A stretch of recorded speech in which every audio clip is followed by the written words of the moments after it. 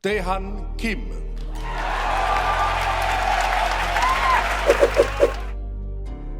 이제는 K클래식입니다. 세계적인 권위의 클래식 국제대회에서 한국인이 우승하지 않은 대회를 찾기 힘들 정도입니다. 지난 4일 새벽 벨기에 퀸 엘리자베스 콩쿠르 성악 부문 대회 결과가 발표됐습니다. 우승은 한국인 성악가 김태환입니다. 1988년 이 대회에 성악 부문이 신설된 이후 한국은 물론 아시아권에서 남성 성악 부문 우승이 나온 건 이번이 처음으로 일어난 일입니다. 벨기에 왕가가 주관하는 퀸 엘리자베스 콩쿠르는 매년 피아노, 첼로, 성악, 바이올린 부문 순으로 돌아가며 개최되고 있는데요. 폴란드의 쇼팽 피아노 콩쿠르, 러시아의 차이콥스키 콩쿠르와 함께 세계 3대 음악 경연대회로 꼽힐 만큼 권위 있는 대회입니다. 김태환은 2000년 8월생, 올해 22세로 이번 대회에 참가한 12명의 결선 진출자 중에서 가장 어린 참가자입니다.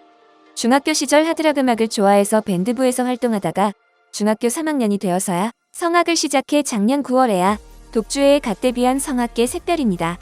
콩쿠르가 열리기까지 날고기는 세계적인 성악가들 틈에서 신인 김태환을 주목하는 사람은 거의 없었습니다.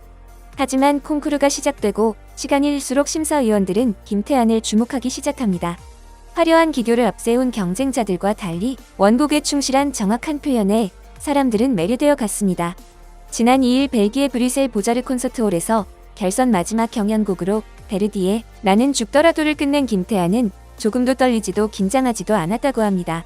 무대를 즐긴다는 마음으로 임하기에 부담감은 전혀 없었고 행복하게 노래했습니다. 이 정도면 만족합니다. 제가 가진 걸 100% 쏟아냈거든요. 우승 못해도 입상 못해도 괜찮습니다. 그리고 이틀 뒤 심사위원은 결선 진출자 12명 중 가장 어린 김태환에게 가장 높은 점수를 주었습니다. 심사위원들의 점수를 얻은 것은 그의 실력과 음색에 어울리는 선곡 전략도 주요했지만 가장 눈길을 끈 건 현지 청중과의 소통이었습니다. 김태환은 마지막으로 부른 베르디의 돈 카렐로를 이탈리아어가 아니라 프랑스어로 불렀습니다. 곡의 마지막 소절이 플랑드르를 구해달라는 의미인데 플랑드르가 퀸 엘리자베스 콩쿠르가 열리는 벨기에 땅이라는 것과 벨기에가 프랑스어권이라는 점에서 관객들에게 전달력을 극대화했다는 평가를 받았습니다. 그는 평소에 음정, 박자뿐 아니라 곡을 잘 이해하기 위해 곡과 관련된 시나 시인에 대해서도 공부한다는데요. 이번에도 그런 점이 심사위원들의 마음을 울렸다고 합니다. 또한 독일어와 프랑스어를 정확하게 발음해 극찬을 받았습니다. 해외 매체들은 그가 유학은커녕 해외 연수조차 다녀오지 않은 100% 순수 국내파임을 주목하고 있는데요. 한국에서 대학까지 마친 그는 2021년 국내에서 개최된 한국성악콩쿠르, 한국성악가협회 국제성악콩쿠르, 중앙음악 콩쿠르에서 각각 2위를 차지하며 두각을 나타냈습니다. 이후 스페인 비냐스, 독일 슈팅맨, 이탈리아 리카르도 잔도나이 등 세계 국제 콩쿠르에서 특별상을 수상하며 차츰 해외로 무대를 넓혀나갔습니다. 현재도 국립오페라단 오페라 스튜디오에서 김영미 교수의 가르침을 받고 있죠. 그리고 성악 부문 세계 최고 권위를 자랑하는 이번 퀸 엘리자베스 콩쿠르에서 우승을 하며 또 한 명의 K클래식 스타로 태어난 것입니다. 최근 K클래식이 더욱 유명해진 이유가 있습니다. 이번에도 본선 무대에서 한국인 참가자가 최다를 차지하며 대회 시작부터 현지 매체의 주목을 받았는데요. 올해 콩쿠르에는 전 세계에서 412명의 성악가가 도전했는데 본선 진출 자격을 얻은 20개국 64명 중 한국인은 18명이나 됐습니다. 단일 국가로는 가장 많은 인원이었죠. 벨기에 국영방송 RTBF 등 다수의 현지 언론은 이 같은 내용을 다루며 한국인이 강력한 경쟁 상대가 될 것이라 보도하기도 했습니다. 결선 12명 중 6위까지 입상을 하게 되는데 베이스 정인호도 5위로 입상에 성공했습니다. 이로써 한국은 성악 부문에서는 처음으로 2명이 동반 입상하는 기록도 세웠습니다. 이번 대회 심사위원회는 한국이 낳은 세계적인 성악가 조수미가 선정되어 더욱 그 의미를 더했습니다. 퀸 엘리자베스 콩쿠르는 주요 귀빈만 초청해 시상식을 열었습니다. 벨기에 마틸드 왕비가 직접 나와 시상을 했고 우승자에게는 상금으로 25,000유로, 우리 돈 약 3,500만 원이 주어졌는데요. 그런데 시상식에서 유독 눈물을 흘리는 한 가족이 있습니다. 호스트 패밀리라고 불리는 대회 자원봉사자들인데요. 세계적으로 권위 있는 콩쿠르 주최 측은 매년 대회를 앞두고 호스트 패밀리를 가족 단위로 모집합니다.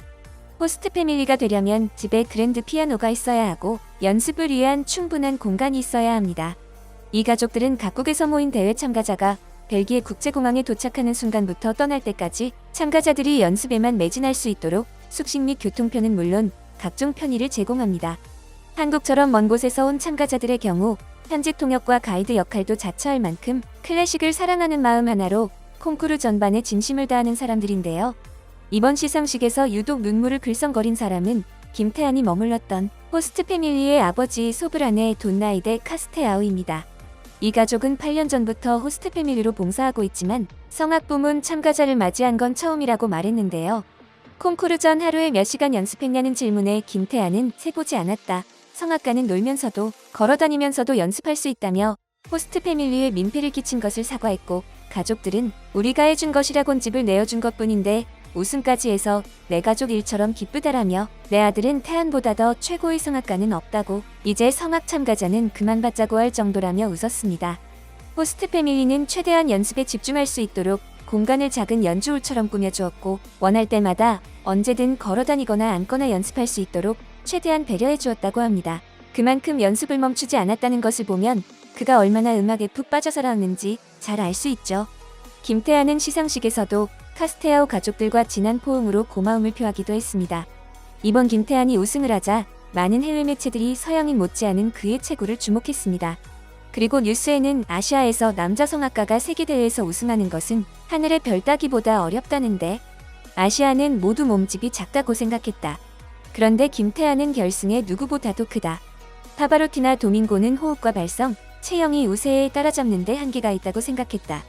우승한 한국인은 체구가 파바로티 못지않다. 아무래도 몸을 악기로 쓰는 만큼 무시할 수 없는 조건이다라는 댓글이 달렸습니다. 그리고 조성진을 시작으로 임윤찬까지 또 김태한으로 이어지는 한국 클래식은 이제 전성기를 맞고 있습니다.